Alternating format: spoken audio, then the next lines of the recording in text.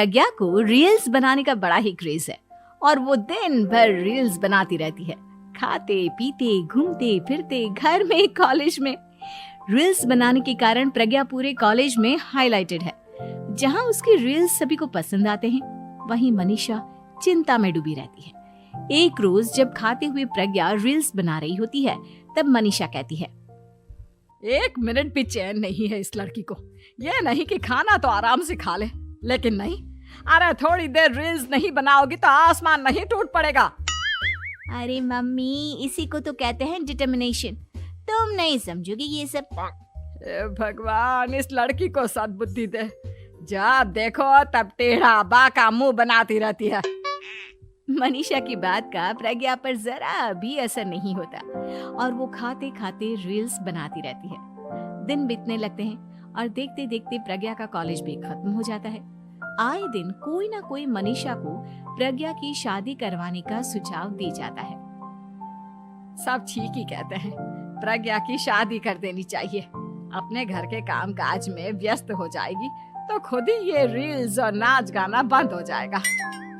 मनीषा और प्रेम प्रज्ञा के लिए एक अच्छा लड़का ढूंढने लगते हैं और तभी विकी का रिश्ता प्रज्ञा के लिए आता है, जिसने प्रज्ञा को उसकी रील्स देखकर पसंद कर लिया था।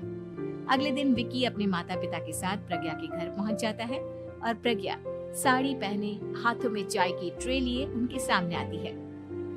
जब विकी को पसंद है तो हमें भी बहू पसंद है। बहन जी, आप बारात की तैयारी कीजिए।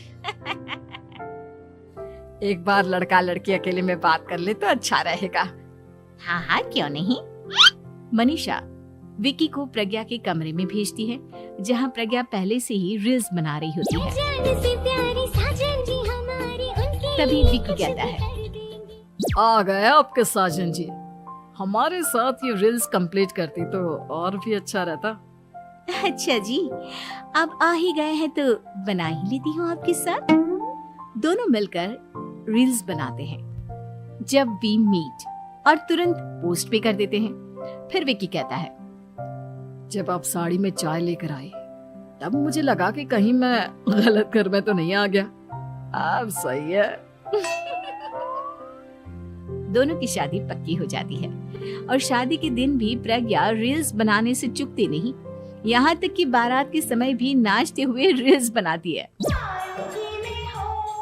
सभी लोग प्रज्ञा की तारीफ के पुल बांध देते हैं और प्रज्ञा नाचती गाती अपने ससुराल चली जाती है। सब कुछ अच्छा चल रहा होता है। प्रज्ञा यहाँ भी दिन भर हर चीज की रील्स बनाती रहती है। लेकिन कुछ दिनों के बाद जब सुनीता कहती है, बहू, ये रील्स के साथ साथ कुछ काम भी कर लिया करो। वैसे तुझे और क्या क्या बनाना आता है? मम्मी जी, वैसे तो सब कहते हैं कि मैं सब कुछ अच्छा बनाती हूँ, लेकिन मुझे लगता है कि मैं मैगी अच्छा बना लेती हूँ। हाँ, कॉफी भी अच्छा बना लेती हूँ और मुंह तो सबसे अच्छा बना लेती हूँ। हैं? अच्छा अच्छा। सुनीता अपना माथा पकड़ लेती है और कहती है, बहू, कुछ खाना बनाना भी सीख लेती। मम्मी जी, मैं लंबी प्लानिंग कर रही हूँ। जल्दी ही मैं इतनी फेमस हो जाऊंगी कि मुझे पैसे मिलने लगेंगे। हम दोनों सास बहू राज करेंगे, राज नौकर काम करेंगे और लोगों की तो लाइन लगेगी हमसे मिलने के लिए। तेरा दिमाग खराब हो गया है क्या बहू? हंसी मजाक तक ठीक है, लेकिन इस तरह घर नहीं चलते। जितना जल्दी हो इस घर के तौर तरीकों को सीख लो। प्रज्ञा मुंह घुमाकर चली जाती है और तुरंत उसी वक्त एक रील बनाती है। ये देख सुनीता का गुस्सा 7वें आसमान पर चला जाता है और विकी के घर आती ही सुनीता उसे सब कुछ बताती है। विकी भी अब प्रज्ञा की इन हरकतों से परेशान हो जाता है। तुम टेंशन मत लो मम्मा, मैं देख लूंगा। विकी कमरे में जाता है तो देखता है कि प्रज्ञा रील्स बना रही है। विकी बड़े ही प्यार से प्रज्ञा से कहता है, प्रज्ञा, इन सब के लिए मैं तुम्हें मना नहीं कर रहा हूँ, लेकिन फिर भी हर वक्त तो ये अच्छा नहीं लगता ना। समझने की कोशिश करो, मुझे भी तुम्हारा थोड़ा वक्त चाहिए। मैं जब ऑफिस से आता हूँ तो मुझे समय देने की जगह इसी में लगी रहती है। तुम ज्यादा ही सोच रहे हो। तुम भी मेरे साथ रील्स बनाओ ना, तुम्हें भी बहुत अच्छा लगेगा। तुम्हें इज्जत से कोई बात समझ में नहीं आती क्या? दिमाग खराब हो गया है तुम्हारा इस चकाचौंध से। अगर तुमने अपना रवैया नहीं बदला तो मैं तुमसे दूर चला जाऊंगा।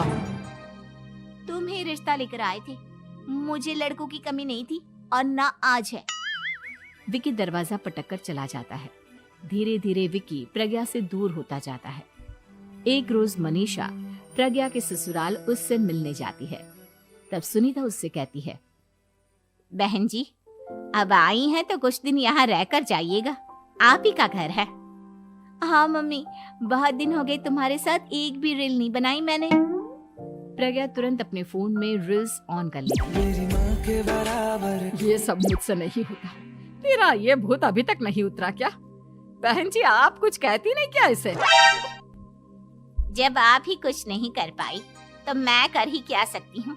सास तो वैसी ही बदनाम है। शाम को घर की लाइट चली जाती है और मनीषा प्रज्ञा से कहती है, मेरे घुटनों में बहुत दर्द हो रहा है, तू लाइट का कुछ इंतजाम करना बेटा। अच्छा कैंडल जला देती हूँ मम्मा। प्रज्ञा गाते हुए कैंडल जलाती है और खिड़की के पर्दे के पास रख देती है। मनीषा जिसे बहुत दर्द हो रहा है वो सो जाती है और प्रज्ञा हमेशा की तरह अपने रील्स में लग जाती है। उधर कैंडल की वजह से पर्दा आग पकड़ लेता है और मनीषा के कमरे में आग लग जाती है। बचाओ, कोई है, बचाओ। सभी भागते हैं और विकी कमरे की आग बुझाने में लग जाता है, लेकिन तब तक मनीषा आधी जल चुकी थी। मनीषा की हालत देख प्रज्ञा रोने लगती है। विकी मनीषा को तुरंत हॉस्पिटल ले जाता है और उसे एडमिट कराता है। विकी प्रज्ञा से कहता है, देख लिया ना, तुम्हारे इस नाच गाने की वजह से आज तुम्हारी माँ की जान जाते जाते रह गई। अब पता नहीं तुम और क्या चाहती हो। उधर डॉक्टर कहते हैं, इनकी हालत बहुत नाजुक है, आधे से ज्यादा जल चुकी है। प्रज्ञा रोती हुई मंदिर में जाती है और भगवान के आगे जाकर कहती है, भगवान मेरी माँ को ठीक कर दो, मैं कसम खाती हूँ हाथ से ये रील्स बनाना छोड़ दूंगी, बस मुझे मेरी माँ वापस मिल जाए। 2 दिन बीत जाते हैं और मनीषा खतरे से बाहर आ जाती है। पेशेंट अब ठीक है, आप लोग उनसे मिल सकते हो। सब कोई मनीषा से मिलता है और प्रज्ञा सबके सामने अपना फोन तोड़ देती है। मुझे माफ कर दो मम्मा, मैंने तुम लोगों की बातों को नजरअंदाज किया। बेटा कोई भी चीज जरूरत से ज्यादा खराब है। मैंने तुम्हें रील्स बनाने से कभी मना नहीं किया, लेकिन हर वक्त एक ही चीज तो सही नहीं है। मैं समझ गई हूँ मम्मा, आई एम सॉरी। प्रज्ञा उस दिन से रील्स बनाना छोड़ देती है और पूरी तरह से अपने घर में लग जाती है।